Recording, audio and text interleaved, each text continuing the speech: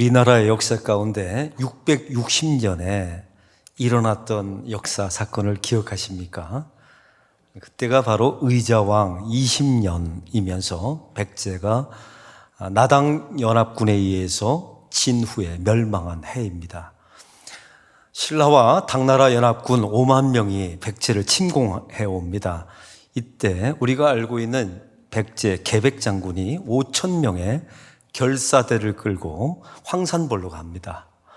여러분, 황산벌은 지금의 논산이죠. 거기에 5천 명 대 5만 명이 붙게 된 겁니다. 이 전쟁을 치를 때 계백장군은 한 가지 확신이 있었습니다. 이 전쟁은 진다라는 사실을. 이 전쟁은 질 수밖에 없는 전쟁이라는 사실을 계백장군은 확신을 갖습니다. 그리고 자기의 백제가 이 전쟁 후에 멸망할 것이라는 사실도 계백장군은 알게 됩니다. 그래서 우리가 역사에 보면 계백장군이 그 황산벌 전투에 나가기 전에 어떤 일을 했다고 기억하십니까? 자기 아내와 자식과 종들을 모조리 죽입니다. 왜냐하면 이런 상태에서 전쟁에 지면 신라와 당나라의 속국이 되어서 자기 자식들과 처자가 노예가 될 것이 뻔하기 때문에 그래요. 그래서 그런 수치를 당하지 않게 하려고 자기의 온 가족을 자기 칼로 죽이고 전쟁터에 나갑니다. 그럼 이건 드라마 아닙니다. 우리 교회, 우리 나라의 역사입니다. 그럼 가슴 아픈 역사이지 않습니까? 이 전쟁은 진다. 이 전쟁은 질 수밖에 없다. 이 확신이 자기 온 가족을 죽음으로 몰아넣게 된 것이죠. 이와 비슷한 사건은 아니지만 오늘 성경에 한 죄인의 허물로 인해서, 한 아버지 죄인의 허물로 인해서 죄 없는 딸을 죽음으로 내몬 한 사건이 등장합니다. 이름하여 입다와 입다의 딸 사건입니다. 우리가 오늘 성경의 본문은 입다가 암몬과의 전쟁을 앞두고 있습니다. 우리가 알고 있는 입다는 누구를 상징합니까? 이 땅의 성도와 교회와 구약에 나와 있는 이스라엘 백성을 상징하는, 대표하는 인물이죠. 사사기 11장 1절에 보니까 입다에 대해서 이렇게 설명합니다. 그는 큰 용사라 라고 시작하죠. 그리고 기생에게서 낳은 아들, 길르앗과 기생 사이에서 낳은 아들이라고 소개합니다. 여기서 첫 번째 소개인 큰 용사라는 말을 기억해 보셔야 합니다. 이 말은 위대하다, 훌륭하다, 하나님이 쓸만한 제목이다, 이런 뜻이 아닙니다. 자친 큰 용사라는 뜻입니다. 세상의 힘과 크기와 규모의 가치를 숭상했던 죄인 같은 사람이란 뜻이죠. 우리 성도 여러분, 성경이 말하는 큰 용사는 본래 어떤 의미입니까? 십자가 앞에 엎드려 자기 자신을 작게 만드는 것이 여러분, 성경은 우리에게 큰 용사라고 말하죠. 세상의 힘이라는 것을 다 내려놓고 이 상황 속에서 오직 하나님만 의지하겠습니다, 이렇게 고백하는 사람을 성경은 큰 용사라고 말합니다. 힘과 크기와 규모의 가치를 다 내려놓고 오직 전적인 하나님의 능력, 하나님의 신권에 의지하는 사람을 성경은 큰 용사라고 말하죠. 근데 오늘 본문의 입다는 자칭 용사였던 겁니다. 또한 두 번째, 기생의 아들이라고 성경은 표현하고 있어요. 이게 원문에 보니까 기생이 아닙니다. 창녀의 아들이라고 나와 있어요. 제가 여러분에게 질문을 던집니다. 하나님께서 입다로 세우셨으면 좀 근사한 말만 쓰지 왜 창녀의 아들이라는 말을 노골적으로 1절에 11장을 시작하면서 설명했을까요? 아까도 말씀드렸습니다. 입다는 그냥 한 개인이 아니었던 겁니다. 이스라엘 백성을 대표하는 인물입니다. 왜요? 이스라엘 백성들이 온갖 잡신을 섬겼지 않습니까? 이거 음행 아닙니까? 이거 영적인 창녀와 더불어 살아가는 것 아니에요? 그래서 입다를 표현할 때 이렇게 표현하게 된 겁니다. 근데 오늘 성경의 29절에 보니까 이 입다에게 하나님의 여호와의 영이 임한 순간에 암몬과의 전쟁을 앞두고 있습니다. 그때 입다가 하나님께 서원을 합니다. 하나님, 이 암몬과의 전쟁에서 승리하고 제가 평안히 돌아오게 되면 제일 먼저 저를 마중 나오는 그 사람을 제가 하나님께 올려드리는데 번제물로 올려드리겠습니다. 이 번제물은 각을 떠서 산채로 태워서 죽이는 걸 말하는 겁니다. 여러분, 이 약속을 하나님께 서원을 했다는 겁니다. 근데 이 전쟁터에서 승리하고, 이걸 까마득하게 잊어버렸나 봐요. 전쟁터에서 승리하고 개선가를 부르면서 자기 길라 땅에 돌아오게 될 때 어떤 일이 벌어집니까? 자기의 무남 동료 외동딸이 나와서 소고를 치면서 아버지를 맞이합니다. 입다는 하나님께 약속한 서원이 있기 때문에 그 딸을 바치기로 결정하죠. 그러나 어찌할꼬 참담한 일이로다. 아주 통곡을 합니다. 그때 입다의 딸이 찾아와서 아버지, 하나님께 약속하셨으니 나를 바치세요. 그래서 번제물로 바쳤다는 이야기입니다. 여러분, 오늘 이야기를 들으면서 우리는 이 본문의 가장 중요한 메시지가, 말하고자 하는 메시지가 무엇일까요? 하나님 앞에 서원을 함부로 하면 안 된다, 이런 뜻일까요? 아닙니다. 오늘 성경 그런 내용이 아니에요. 하나님께 서원을 했으면 입다를 봐라, 내 딸일지라도 하나님 앞에 드려야 된다, 이런 이야기가 아닙니다. 입다의 딸을 보아라, 얼마나 순종하느냐, 하나님께 한 약속을, 아버지 저를 지키게 해주세요, 이렇게 부탁했던 순종의 딸을 따라하라, 이런 메시지도 아닙니다. 오늘 성경은 완전히 다른 이야기예요. 그럼 오늘 본문에서 우리는 세 가지 질문을 하셔야 합니다. 너무너무 이상한 점을 세 가지 발견하게 돼요. 첫 번째는, 왜 우리 하나님은 인신제사를 허락하셨을까? 구약에 보면 하나님께서 제일 증오했던 것이 몰렉에게 사람을 바치는 거였습니다. 구약 시대에 바로 여호수아나 이 가나안 족속의 시대 때는 사람을 산채로 이방신에게 바치는 풍속이 있었습니다. 그게 바로 몰렉에게 바치는 것 아닙니까? 우리 하나님은 구약에서 절대 하지 말라, 이건 성경은 말합니다, 가증한 것이니, 그리고 모든 열방에서 그 인신 제사를 드리는 사람을 내가 멸절시킬 것이다, 하나님께서 약속하신 바가 있습니다. 근데 오늘 본문은 왜 인신 제사를 하나님이 허락하셨을까요? 이런 질문을 해보셔야 합니다. 어떤 신학자는 이렇게 말합니다. 아이, 목사님, 그 입다가 서원했지만 딸이 나온 건 맞아요. 그러나 그를 각을 떠서 번제물로 드렸다는 얘기가 아니라 성전에서 처녀로 결혼하지 않고 평생 섬기겠다는 이야기입니다.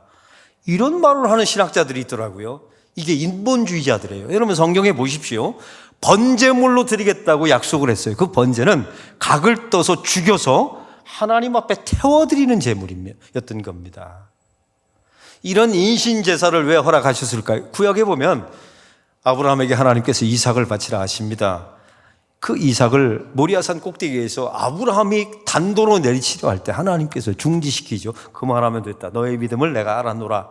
수풀에 걸려있는 순양을 바치게 하십니다. 그러니까 성경 어디에도 인신제사가 이루어진 사건이 없어요. 바로 오늘 본문에 유일하게 나와 있습니다. 도대체 왜 그랬을까? 두 번째로 이런 질문이 있습니다. 입다가 하나님, 이 전쟁에서 살아서 승리해서 돌아오게 되면 제일 먼저 나오는 것을 하나님께 드리겠습니다. 여기서 우리는 한 가지 알아야 되는 게 있어요. 입다는 자기 딸이 나올 거라고는 단 한 번도 상상한 적이 없습니다. 입다는 누가 나올 것이라고 상상했을까요? 종이 나올 것이라고 상상했던 거예요.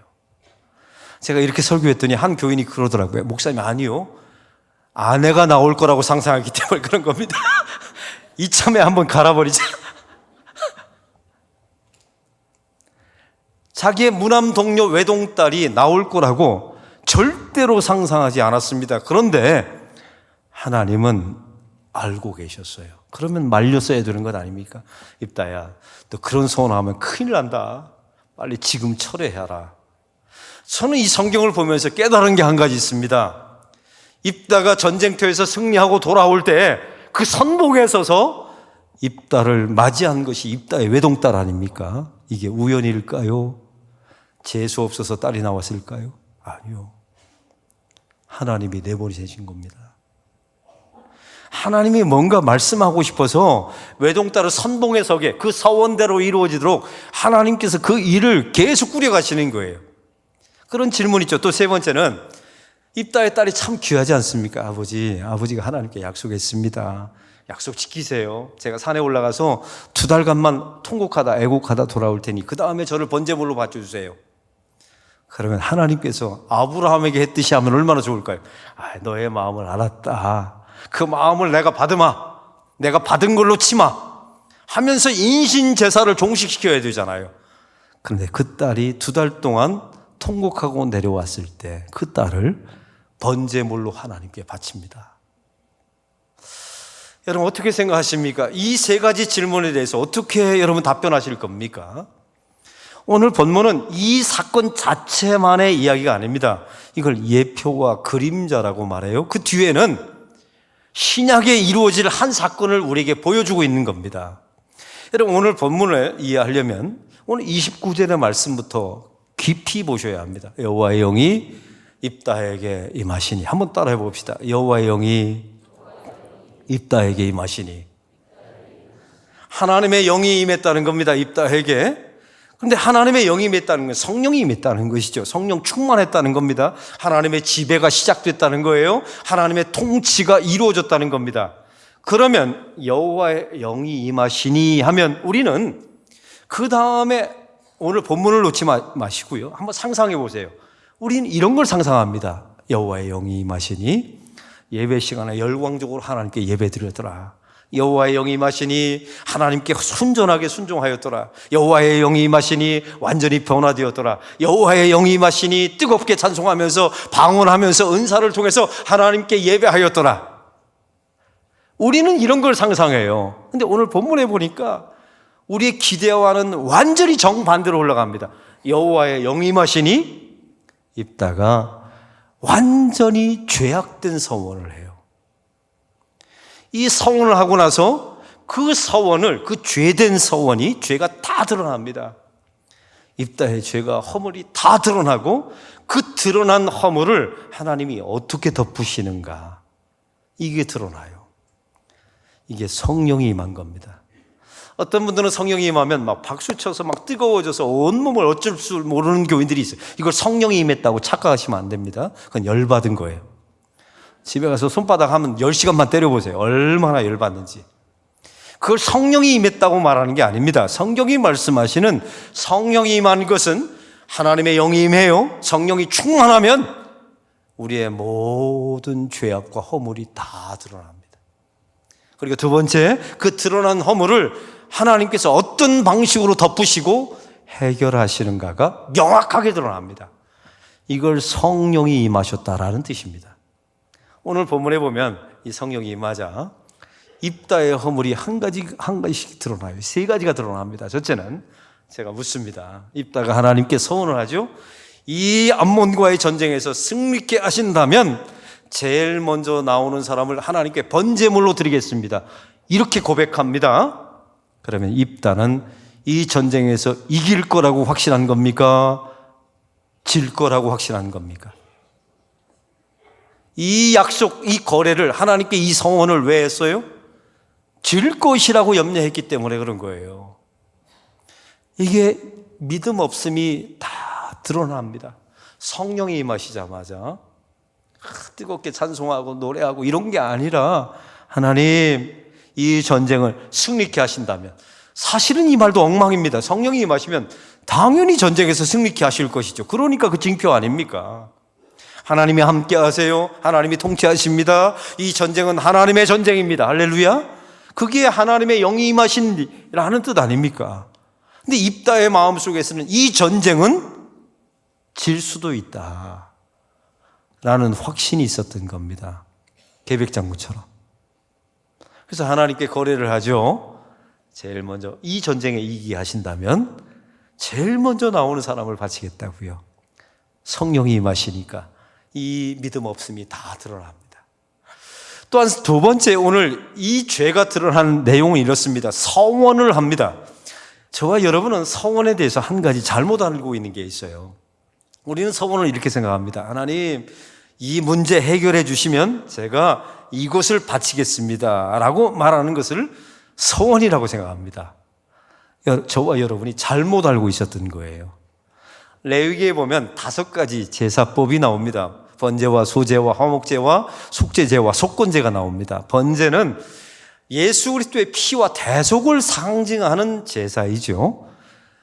소제는 예수 믿은, 하나님 믿은 사람들의 삶의 변화를 상징하는 게 소제입니다.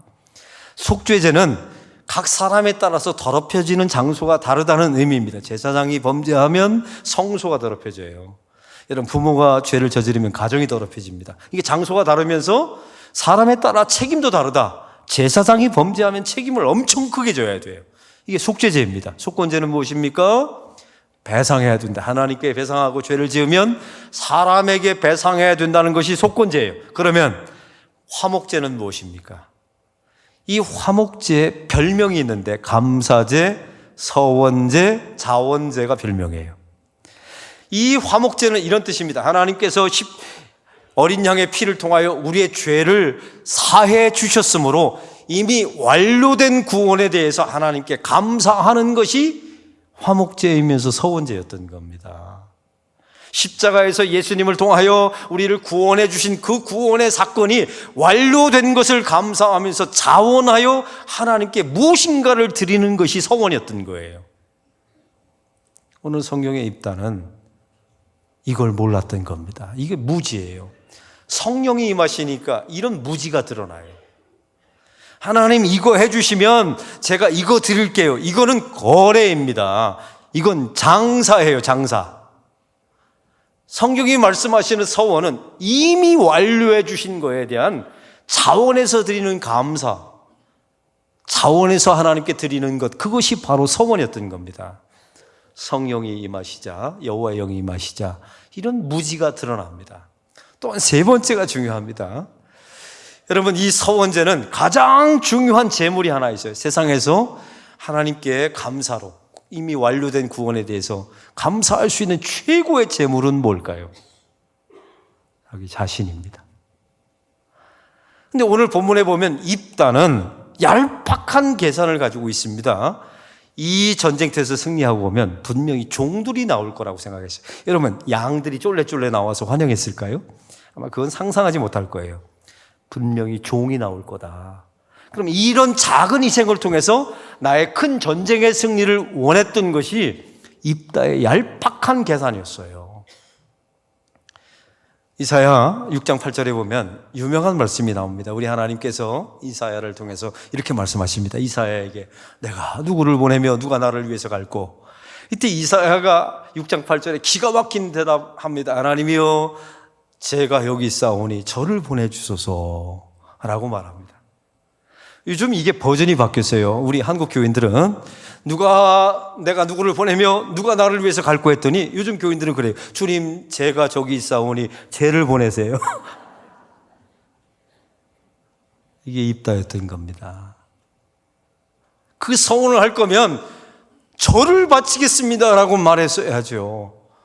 근데 종이 나올 것이라고 생각하고 그는 작은 것을 희생해서 큰 승리를 얻기를 원했던 겁니다. 근데 하나님은 거기에 속지 않으셨어요. 그래서 제가 그렇게 해석한 겁니다. 입다의 딸이 맨 먼저 나오게 한 것은 하나님이셨다. 입다의 딸이 나오자마자 여러분, 입다가 보인 반응을 보셨죠? 어찌할꼬 통곡하고 애통하며 절망합니다. 그때 오늘 성경에 이렇게 드러난, 성령이 임하자마자 입다의 믿음 없음이 드러나요. 입다가 서원에 대한 무지가 드러납니다. 입다의 얄팍한 계산이 다 드러납니다. 여러분, 저와 여러분의 인생 속에 성령이 임하면 이와 똑같은 역사가 일어나게 될 줄로 믿습니다. 요한복음 16장 8절은 말합니다. 그가 임하시면, 성령이 임하시면 죄에 대하여, 의에 대하여, 심판에 대하여 알게 하시니라. 성령이 임하면 우리를 뜨겁게 하는 것이 아니라 우리의 죄가 무엇인지를 다 알게 하신다는 것입니다. 로마서 8장 26절은 우리에게 말합니다. 그 성령께서 내 안에 들어오셔서 탄식의 영으로 우리가 기도할 바를 알려주신다고 말씀하십니다. 왜 탄식의 영일까요? 내 안에 있는 죄에 대해서 성령께서 탄식한다는 것입니다. 하나님의 영이 임하면 이런 일이 일어납니다. 그러면 성령에 임하시면 또 두 번째 사건이 일어납니다. 이렇게 드러난 입다의 허물과 믿음 없음과 죄악을 하나님이 어떤 방식으로 해결하는지가 드러나요. 그게 바로 입다의 딸이 전면에 나섭니다. 여러분, 성경은 참 기가 막힙니다. 입다를 이렇게 표현합니다. 창기의 아들이라고 말해요. 근데 입다의 딸은요, 성경에 계속해서 처녀다, 남자를 알지 못했다, 이 말을 합니다. 이게 상징적인 표현인데 죄가 없다, 무죄한 자다, 남자를 알지 못한다, 이 말은 원죄가 없다라는 상징적 표현입니다. 이런 입다의 무남동녀입니다. 더군다나 다른 자식도 있는 거예요. 오직 하나 있는 자식이 맨 앞에 나가서 자기 아버지를 맞이하게 되어서 이 번제물의 대상이 되는 겁니다. 여러분, 우리가 37절에 보니까 입다의 딸이 아버지에게 말합니다. 아버지, 한 가지 청이 있습니다. 산에 올라가서 2달만 내 여자친구들과 함께 애국하고 와서 아버지의 청을 따르겠습니다. 여러분 상상해 보세요. 산에 올라가서 죽기 직전에 애국하셨던 분 누구밖에 없어요, 성경에? 예수님밖에 없습니다. 겟세마네에서. 입다의 딸은 이 땅에 오실 예수 그리스도를 보여주는 그림자, 예표였던 것입니다. 죄 없으신 분이 그 허물 많은 입다 허물로 인하여 그의 죄를 다 드러내시고 그의 죄를 덮기 위하여, 해결하기 위하여 죄 없는 수처녀 입다의 딸이 대신 죽지 않습니까? 본래 입다가 죽어야 해주는 거예요. 나를 바쳐야 해주는데 그의 딸이 대신 죽습니다. 이 모든 과정은 십자가의 과정, 예수님 이야기를 하고 있었던 겁니다. 그 확신이 이렇게 나와 있죠. 39절에 보니까 그 번제물로 바쳐진 이후에 이것이 관습이 되었더라. 이스라엘 백성들은 매년마다 나흘씩 입다의 딸을 위하여 애곡하였더라. 입다의 딸을 기념하였더라. 입다의 딸을 기억하였더라 라고 성경은 결론 짓습니다. 여기서 한 가지 이상한 점이 있어요. 이 전쟁은 누가 싸워서 이겼습니까? 입다가 싸워서 이겼잖아요. 근데 성경은 그런데 우리에게 입다를 기억하라 라고 말하지 않아요. 입다를 기념하라 라고 말하지 않습니다. 입다 앞에서 그의 사역과 그의 죽음을 놓고 너희들은 통곡하여라 라고 말하지 않아요. 입다의 딸을 기념하라, 입다의 딸을 기억하라. 매년마다, 아니 예수님 다시 오실 때까지 그의 죽음 앞에서 매년 사흘씩 나흘씩 애곡하여라 라고 말합니다. 이 말은 우리의 성령이 임하시자마자 우리의 모든 죄가 다 드러납니다. 우리의 믿음 없음도 드러나고 우리가 성경적으로 무지한 것도 다 드러납니다. 얄팍한 계산했던 것도 다 드러나요. 이런 죄악됨과 허물됨을 주께서 어떻게 덮으시고 해결했다고요? 수천여로 이 땅에 오신 예수 그리스도를 통해서 우리의 모든 허물을 다 덮어주시고 그분이 번제물로 바쳐지게 되는 겁니다. 이래서 인신제사를 허락하신 거예요. 유일하게. 왜요? 이건 신약에 오실 예수님을 보여주는 예표이며 그림자이니까요. 그런 퍼포먼스였던 겁니다. 사랑하는 성도 여러분, 그러므로 우리는 이 말씀을 통해서 예수를 기억하여라. 이 땅의 종말의 때까지, 재림하실 때까지 그 예수를 기념하여라. 십자가 밑에서 그 예수를 위하여 너희는 애곡하여라. 이 말씀이 되었던 것입니다. 사랑하는 성도 여러분, 성령이 임하셨다는 이 세상의 말에 잘못된 언어에 속지 마시기 바랍니다. 성령이 임하면 죄가 드러납니다. 믿음 없음과 우리의 무지와 우리 얄팍한 계산하는 그 모든 속셈들이 다 드러나십니다. 그걸 이 땅에 입다의 딸로 오신 예수 그리스도가 그걸 다 덮어주시고 그 죄 없으신 예수가 번제단에 끌려가셔서 십자가에서 죽으시는 겁니다. 이 사건을 기억하면서 두고두고 오는 세대가 예수를 기념하라, 예수를 기억하라, 예수의 십자가 앞에서 너희는 애곡하여라, 이 말씀이 성취되는 역사가 일어나기를 바랍니다.